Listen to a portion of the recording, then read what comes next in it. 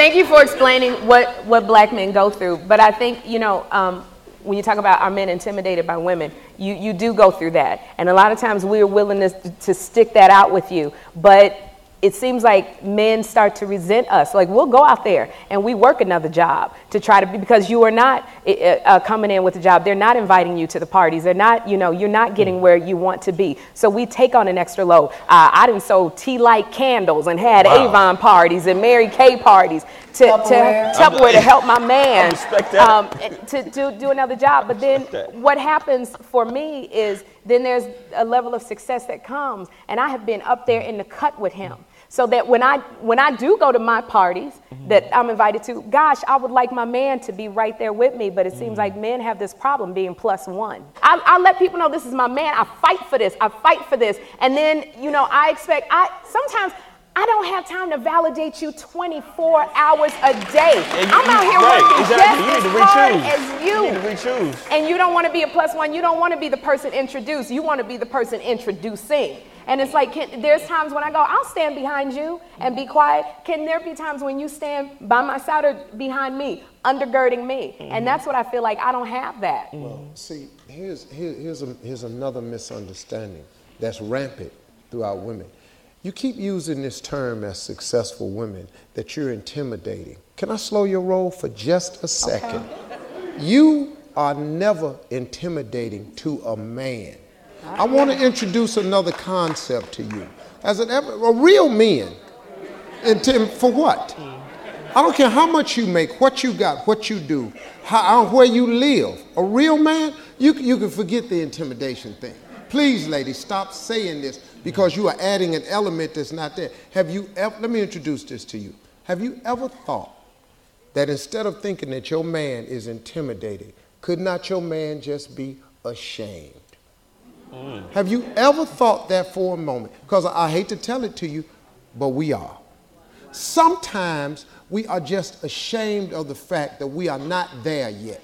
We are ashamed to the fact that we have not gotten to where we thought we'd be by this age in life. Have you ever considered that for a moment? But when you attach the term intimidation to it, you take on a superior role. That role, unknowing to you, acts itself out. And now all of a sudden, you're conducting yourself in a leadership capacity when you ain't really capable of leading me nowhere. Sherri, you said just a second ago, but sometimes can I be in the front and you stand behind me, then you corrected and said stand beside me. I said stand beside me and behind me undergird me. Because you have earned the title of Miss Sherri Shepherd. And you should be proud of your accomplishments. I never tell women to dumb it down. But man, you got to cool it out. Can I say for the two of you who are successful, attractive, but famous?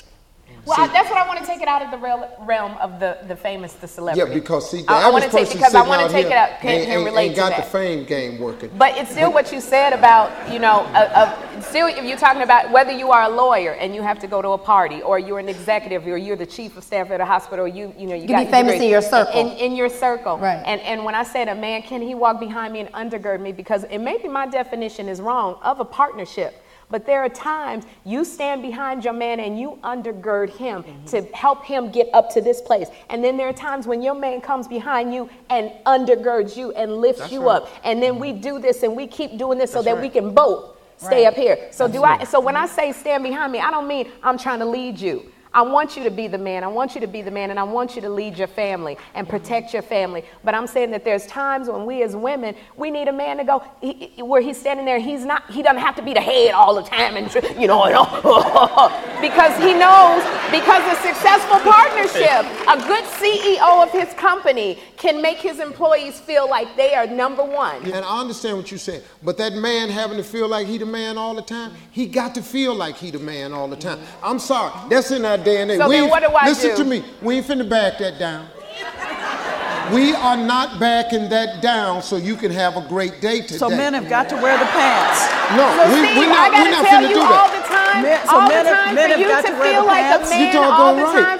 All the time I got to tell you, baby, the way you flush that toilet, nobody else could do that like you, baby. Woo! use the man. I mean, that's what I'm saying. When you keep talking about a real man, Steve, I think a real man has to work out some of those issues within himself, because we're told all the time as women, don't look to no man to give you your happiness. Don't wait till you get married to furnish your apartment. If you don't have that developed within yourself, no man is going to fulfill it. So when you say a real man, all the time I got to give you validation every time I look around so you can feel like that? Why did you choose him in the first place? I chose him because, like you said, I'm looking at potential, and I want a partnership, and I want a friendship, and I want us both to be here. But in order for both of us to be here, you can't do it alone. I'm trying to help you too, and I'm trying to do my thing. I'm not just going to sit home and cook, clean, and have sex with you. I'm trying to bring in some money as well. So why did I choose you? Because I see something in you, and I'm willing to stick in there, but I need you to help me too, and I need you to stand beside me too. And all the time we're trying to validate you. But Sherri, first of all, that's what a partnership is. And so don't think that just because a man wants to be a man doesn't mean that doesn't include, and it's not inclusive of him supporting you. That's, again, just the way you said that seems to suggest that, and it's not true. A man understands that part of being a man is supporting his woman. But all of this, I want to know what you're going through, but you don't want to tell me what you're going through. You want to be stoic. You don't want to say nothing.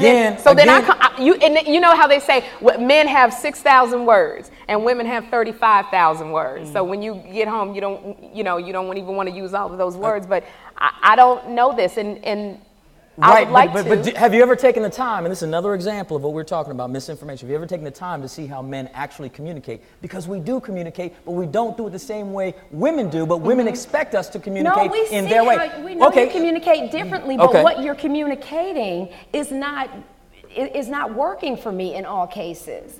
And I know that you may not say to me, I feel this way, but you may do things for me. You know what I mean? Or you may do things for me around the house, or do different things to show your love and affection. Or how we choose to communicate. I'll give you an example. Right. When this woman who we were talking to, I gave her an assignment. She said that I can't get my guy to communicate. And I come home, I'm sitting there and say, can we talk? I said, men don't want to communicate that way. I said, next time you want to have this same conversation, say, hey, baby, let's go down to the sports bar. What? Really? Okay, let's go. We go down there, buy 2 shots of Patron. You know, do a little Patron. Watching the game, drink a little Patron, have a beer. And about, I'd say around halftime, maybe the third quarter, talk about what you want to talk about. And I'm not saying that the information is going to come out. What? You I'm not saying to hear something you don't want to hear. Right. 2 shots of Patron. Okay. So what's interesting, it's about comfort and how we're used to communicating. We'll go to a sports bar, we'll hang out with our friends, but the first thing we're not going to talk about when we sit down with our friends isn't about our relationships, about this. We'll talk about all sorts of other things, and we'll finally work our way there.